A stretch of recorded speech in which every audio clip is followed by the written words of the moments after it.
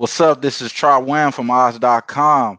This is our NBA show breakdown for Wednesday, February 10th, 2021.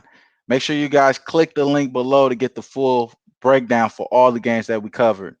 Make sure you hit the link below, Oz.com. But into the next game. And I got a few games here, and I think they're all really interesting. They all have pretty good stories. This one has the most interesting story out of them all, in my opinion, because there's a team here in the Charlotte Hornets. The Charlotte Hornets, they take on the Memphis Grizzlies.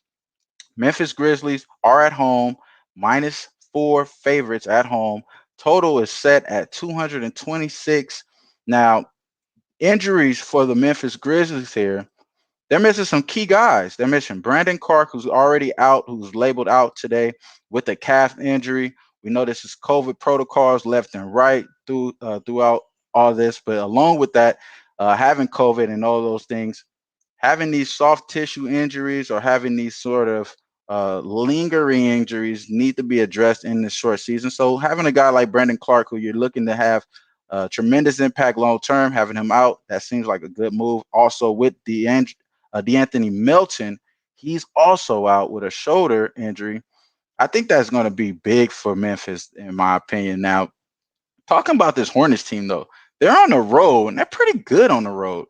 This Hornets team. Now, let's go into the last game. My apologies.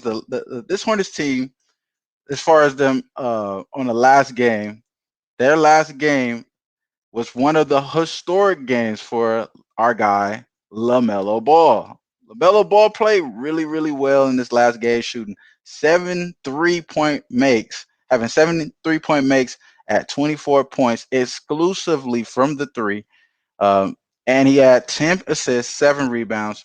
I like this LaMelo kid, man. I know I haven't really spoke too much on him, but I like this LaMelo kid. That's one of the things that I've been impressed with.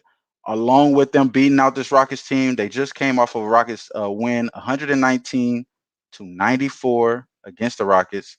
Charlotte, they also had 6 players in double figures in that game. Now, that wasn't the only thing that was impressive to me. Along with what they've already been doing, Charlotte is already having a really good season so far as expectation wise.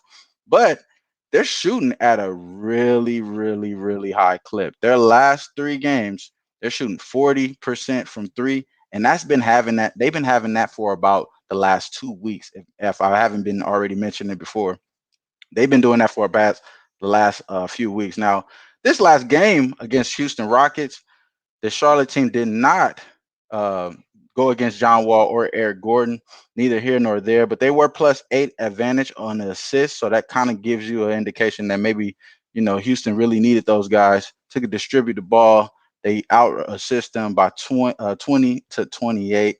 Now, this Charlotte team, like I was trying to mention, I'm sorry, they have 5-1 ATS in the last 7 games. They're 6-1 ATS on the road. Now, the last 3 games for this Memphis team, they're ranked worse in defensive rating, and they're ranked number 22nd in opposing opponents' points off of turnovers.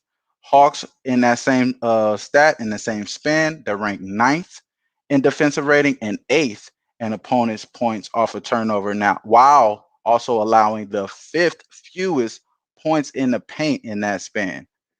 I believe that the Hornets will put this uh, in motion in this game, and the defensive rebounding ability in this Hornets team, because it seems like they're not necessarily a better team, but they just may be having a lot more availability than some of these guys in this Grizzlies team. The Grizzlies, the last 3 games, they're averaging 29 defensive rebounds. That's a +6 difference for this Hornets squad. They're averaging 35 defensive rebounds, along with, like I was mentioning, the 40% from three. That's actually a +7% difference from this Grizzlies team. They're averaging 33% from three. So if you keep them out of the paint, I believe this is one of the things that is going to happen in this game. I believe you keep the Grizzlies out of the paint, which they are ranked number 2 in the paint this year. So they're ranked number 2 points in the paint this year. If you keep them out of the paint, which it appears that This Charlotte team is well more than capable, being ranked at fifth lowest points in the paint over the last 3 games, along with holding opponents to 109 points per game, which is an 11-point difference with this Memphis Grizzlies team. They're allowing opponents to score 120 points per game. I believe that this is a good spot for you to take the hot team and fade the team that's decimated at injury, and also a team that just come came back from having a sequence of games postponed and getting ramped back out there, right in the thick of things against another team that's really feeling confident on themselves and having a lot of the guys on their team clicking, like Terry Rozier, Miles Bridges, LaMelo Ball, like we mentioned, but their leader is still going to be Gordon Hayward. Gordon Hayward's having a career year, and I'm going to back that team rather than taking this other team that's going, seems like in the opposite way.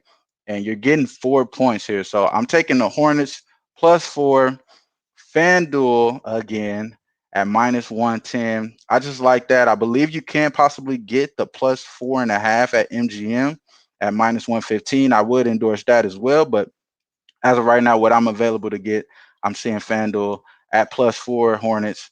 That makes sense to me. That makes sense to me.